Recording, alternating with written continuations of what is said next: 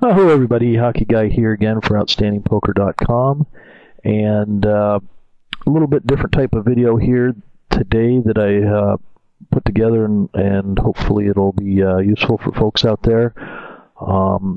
Basically what I've done over the I don't know, past months or year and a half or whatever, various just hands I've marked. You can mark them in Hold'em Manager, and then makes it easy to go back and find them later if there was something interesting or whatever that was going on. So I've kind of gotten the habit of doing that occasionally. Some hand that I thought was interesting or demonstrated a good point or would be helpful if it was some kind of concept that I took a while to kind of get beat into my skull at least halfway from the Tim videos, etc. So today I've just got filtered out here in my database on my video computer here some hands. Turns out you can see down here it shows only the marked hands, so there's only 50 for the $50 no limit, and if I go to the $25, apparently I never marked any hands there, because if I uncheck this, then all of the hands show up in a minute.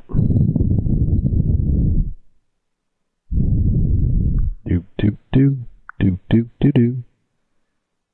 And see, those are 13,000 hands, and when I check that, then I've marked exactly 0 of them.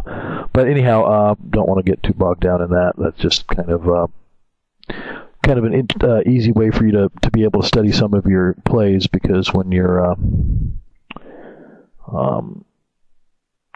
playing with Hold'em Manager at the top, it has the little history of the last few hands that you can display, and then you can easily go in there and just mark them, and that's how I do it, so that I can just refer to them later. So anyhow, we'll just jump right in here. I think they're in, we'll just put doesn't really matter what order they're in. I guess they're in time order. These span some period of time. So we'll just start popping through them. Some of them will be pretty quick, and some of them not so quick to go through.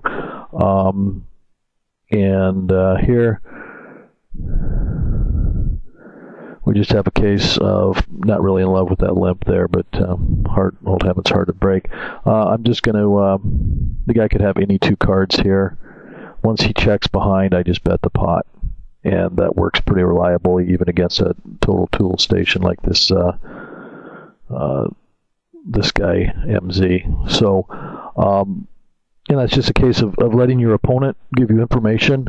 I'm not recommending the limp there with 7-4, but the bigger point was that they'll frequently just give away their hand strength, especially when you're playing heads up in a pot for whatever reason that was not raised. Here we see, here I am over with King 6. A limper under the button, I complete with King Rag. I'm just going to bet no, I don't bet my hand here. Okay. Against one guy I would have just called. And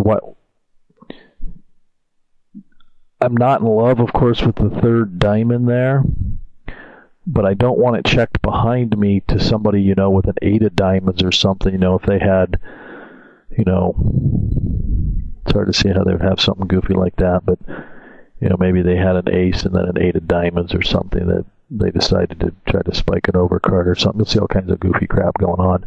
But at any rate, I've got top 2 pair.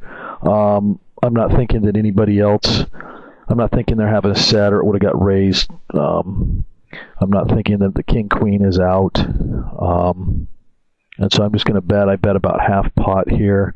If I get shoved on, I'm just going to let it go. But I get 2 calls. And then what do I do here? I should be betting again. Oh, he donks out. Okay. And there's no real point in raising here, because I'm really not going to get called by anything worse very often. A straight has magically appeared. How the guy could have it is hard to say, but in a limped pot, you never know. And I'm getting good value here, just call.